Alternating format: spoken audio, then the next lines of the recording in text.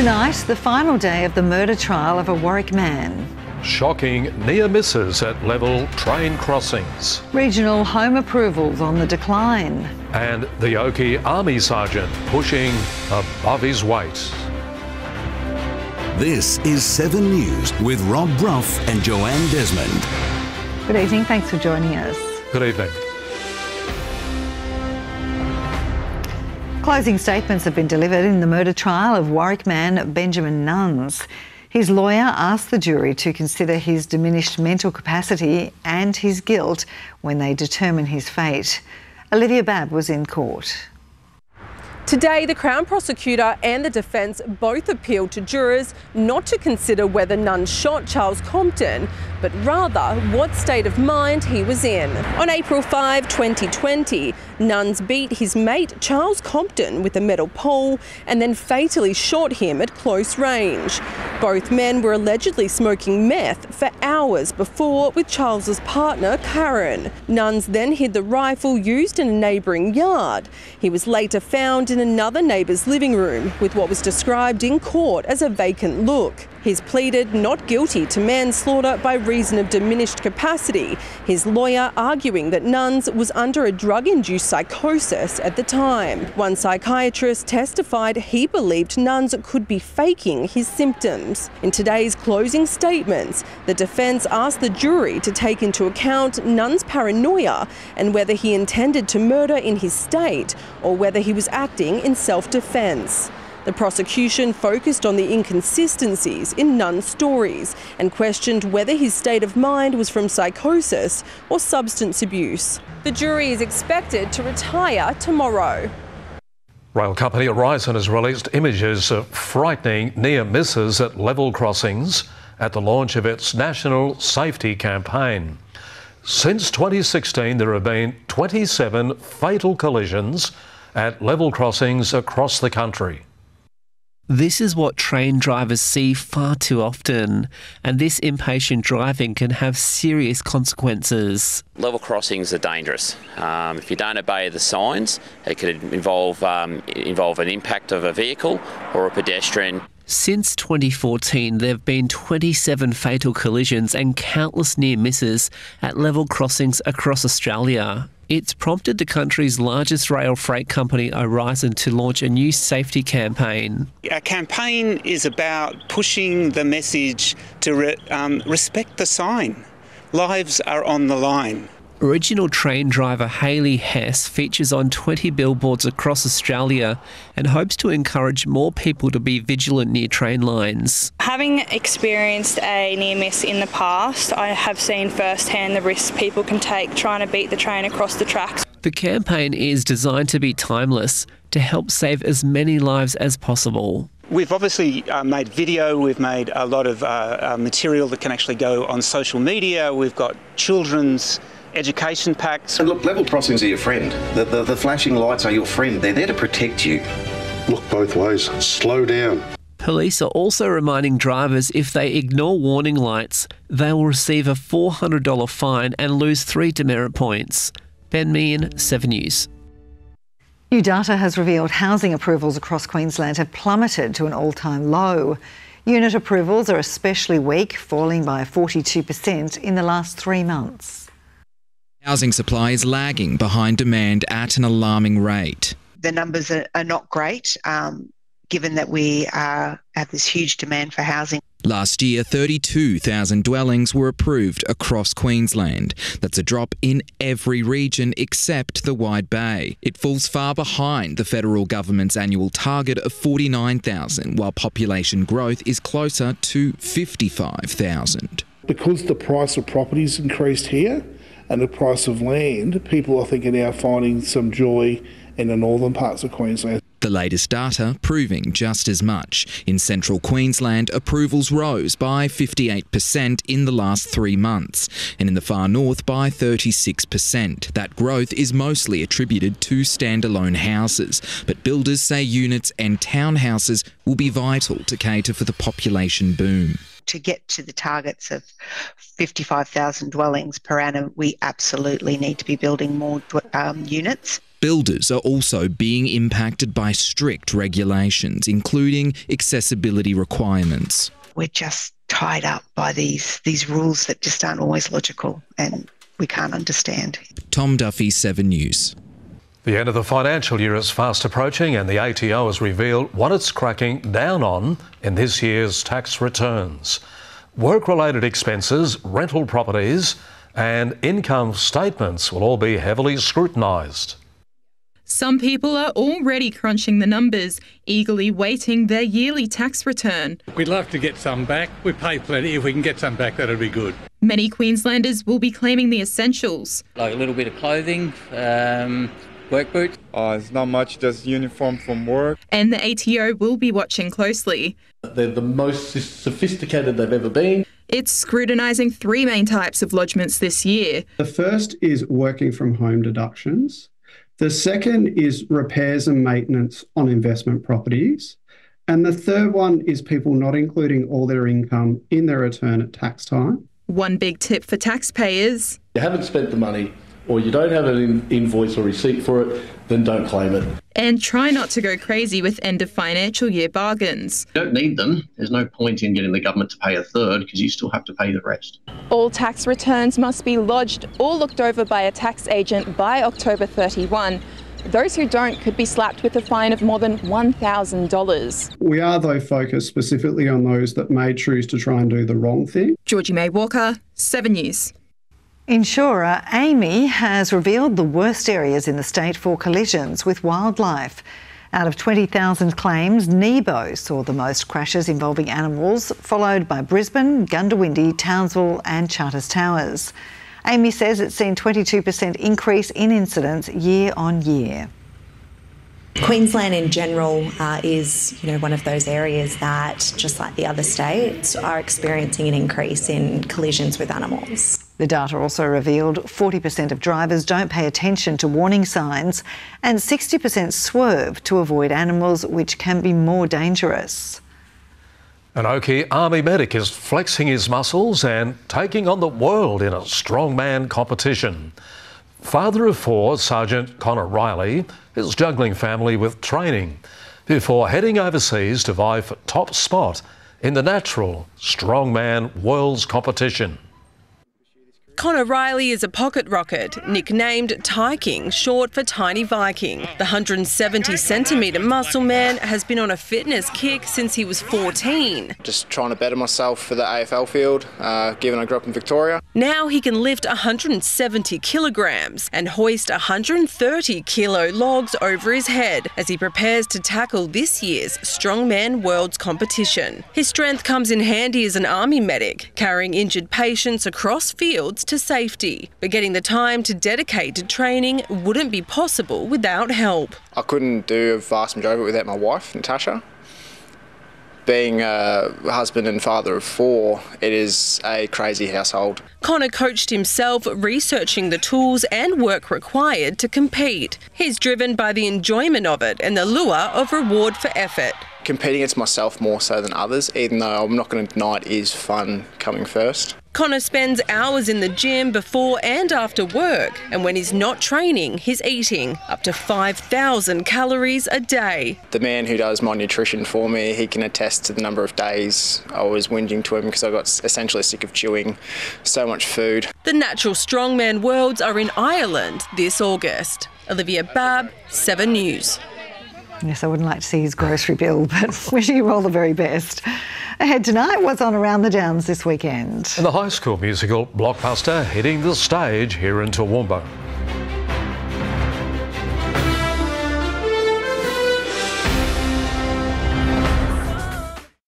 Stream 7 News anywhere, anytime, live and on demand on 7plus. And with 7news.com.au, you'll know the news now. Nice having it with us here on 7 News. A mental health service here in Toowoomba is preparing to break a world record this month. Momentum is hosting the world's biggest paint and sip, offering a comfortable and safe space using art therapy for those who want to talk but find the idea of seeking professional help too daunting. Looking someone dead in the eye and telling them some of your biggest struggles and biggest issues can be very confronting. The event will take place on June 21 at Clifford Park Racecourse. Another school musical blockbuster is coming to the stage in Toowoomba. 800 school students from across the Downs will get a chance to shine in the Disney performance of High School Musical. A pitch to their fellow classmates as the cast of this year's musical at St Ursula's College drums up support for their coming show. The popular classic High School Musical. The icon that this movie is, like the costumes, the songs, the dances, everything. Like, this movie is such a classic, and I'd love to share that with Toowoomba. Friendships at the forefront of each character because they're all in this together. Everyone just yearns to be themselves on the inside, but they feel like they can't do that, especially in a high school environment, because they're pressured to fit into certain cliques. The parallels between these high school kids and their characters are obvious. I actually relate to Gabriella on so many different levels. Like, she's passionate about maths and chemistry. I take lots of maths courses and chemistry. But like real life high school, it takes practice and preparation to achieve their goals. Definitely spent a lot of late Monday, Wednesday and Thursday afternoons just rehearsing non-stop, but it looks really good. Even Toowoomba Mountaineers player Daniel Sims dropped in to give some professional tips on how to be a basketballer. So it was definitely some tough competition to get the roles that we wanted, but I think the casting has been done perfectly. Opening night is June 13 at the Empire Theatre. Josh Van Staden, 7 News. A developer behind a controversial $100 million subdivision in Toowoomba has resubmitted new plans. HomeCorp Construction wanted to create 170 lots in Cotswold Hills, but was knocked back by councillors last year because of small lot sizes and flooding concerns. It appealed that decision, which is still before the Environment and Planning Court. Its new plan now features 86 lots. Right, well now it's time to take a look at what's happening around our region this weekend. Here's Livio.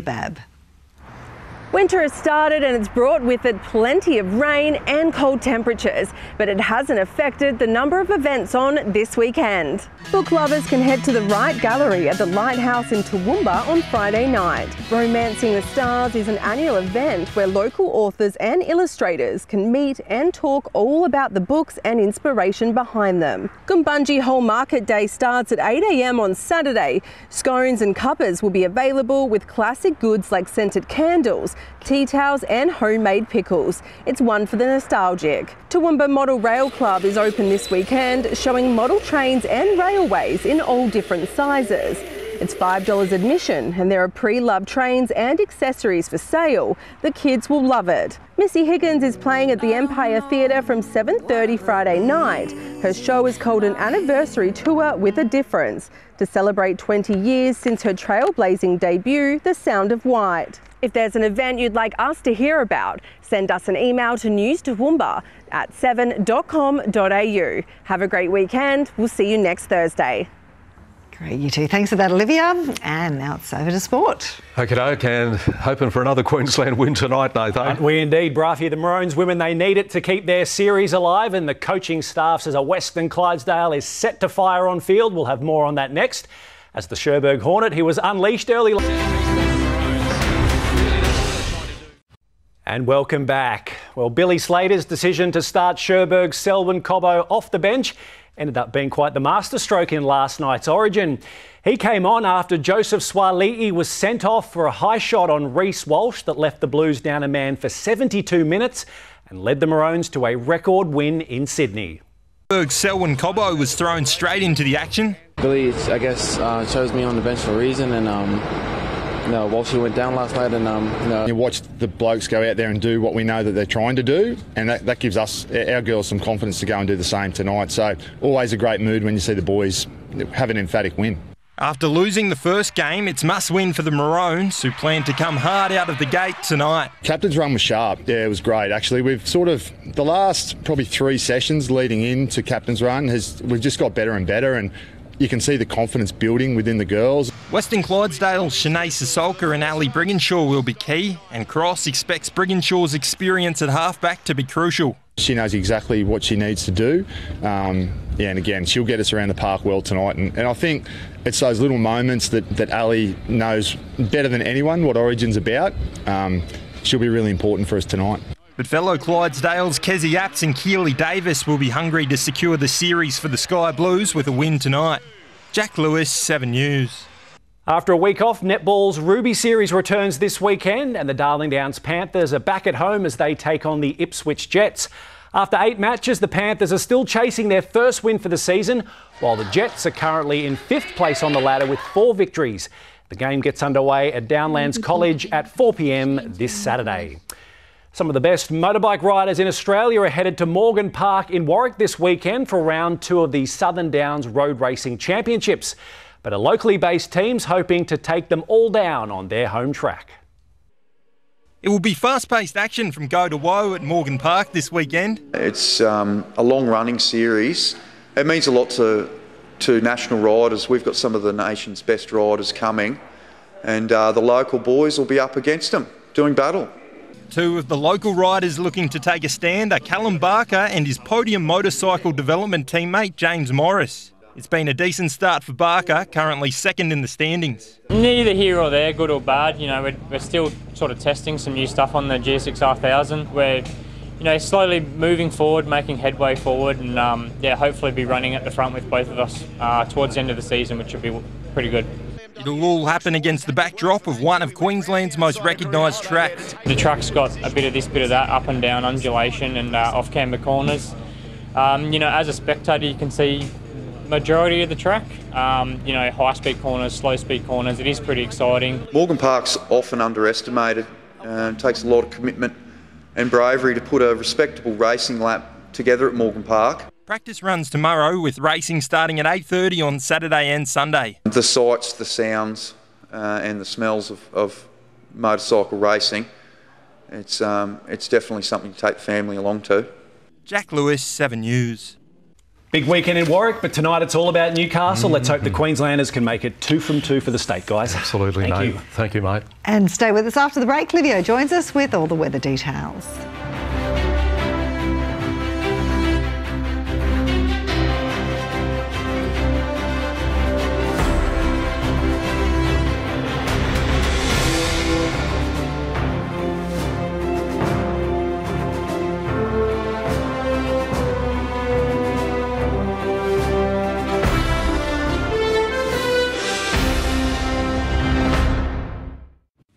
Good evening, Livio, Regano with tonight's weather. Well, today was meant to have been the dodgy transition day to a sunny weekend, and there was talk of increased cloud and threats of showers that never really eventuated.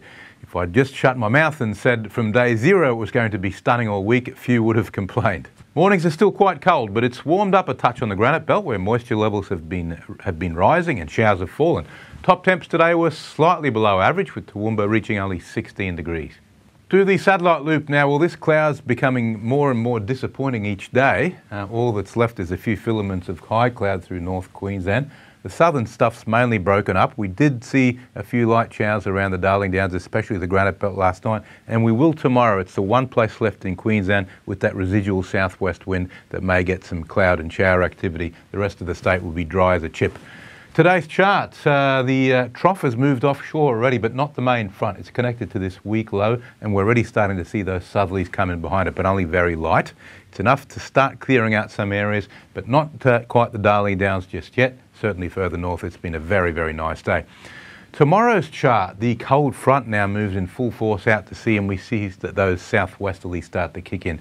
This will really clear out all the cloud, leaving clear skies statewide, except for the upslope winds around the granite belt, which could cause some showers. And then on the outlook chart, more of the same. We have a beautiful, typical midwinter position of the high anti-clockwise winds, a guaranteed dry, cool situation for the whole state. To the latest from BOM, Darling Downs and Granite Belt forecast. Showers on the Granite Belt once again, some early fog and frost elsewhere. Dalby 16 degrees, Gundawindi also 16, Toowoomba 13, Warwick 2 up to 15. For the southeast coast, bright and sunny, Gatton 19 degrees, Ipswich 21, Brisbane 20. Looking ahead for Toowoomba, should be a glorious weekend for the great Aussie outdoors, so make the most of it. Nice and cool, especially at night, but warming up from the middle of next week. And for Warwick, there will be a little bit of cloud because of upslope wind, so it won't be perfect, but certainly no rain, and that trend will continue. And Dalby is the same. It looks like there'll be plenty of sunshine, especially from Tuesday onwards. Not a cloud in the sky, but crisp at night. And that's the Downs weather, folks. Pleasure to have your company as always. Thanks for watching 7 Local. I'll be back tomorrow with more. Hope you can join me. Now it's back to the team. Lovely. Thanks for that, Livio. And that's all from us for this Thursday. Thanks for your company. And if you'd like to catch anything again, pick it up on our 7plus app or our page, 7news.com.au. See you tomorrow night. Good night. Good night.